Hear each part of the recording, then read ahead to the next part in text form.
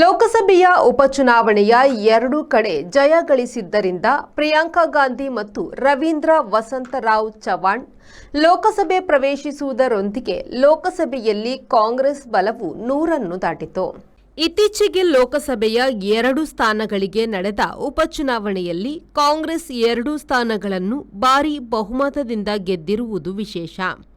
ವಯನಾಡಿನಲ್ಲಿ 4.25 ಲಕ್ಷ ಮತಗಳ ಭಾರೀ ಅಂತರದ ಗೆಲುವು ಕಂಡಿರುವ ಪ್ರಿಯಾಂಕಾ ಗಾಂಧಿ ಅವರು ಸಂವಿಧಾನದ ಪ್ರತಿಯನ್ನು ಕೈಯಲ್ಲಿ ಹಿಡಿದು ಪ್ರಮಾಣ ವಚನ ಸ್ವೀಕರಿಸಿದರು.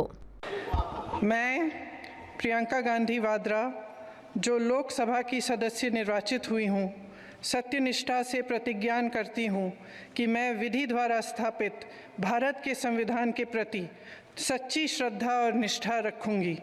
मैं भारत की प्रभुता और अखंडता अक्षुण्ण रखूँगी तथा जिस पद को मैं ग्रहण करने वाली हूँ उसके कर्तव्यों का श्रद्धापूर्वक निर्वहन करूँगी. ಅಣ್ಣ ಕೆಳಮನೆ ಮತ್ತು ತಾಯಿ ಮೇಲ್ಮನೆಯಲ್ಲಿ ಇದ್ದು ಇಬ್ಬರು ಪ್ರಿಯಾಂಕರಿಗೆ ಶುಭ ಹಾರೈಸಿದರು.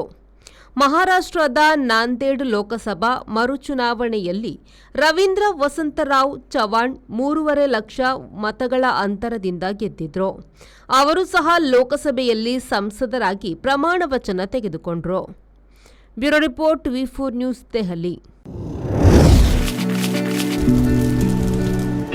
Rice Spices started in the year 2019.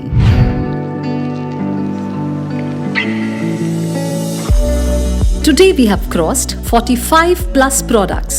All our products are pure and natural without any adulteration.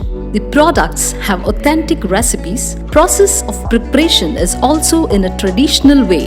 We supply products to different supermarkets, retail shops, and we take up bulk orders for hotels and caterers.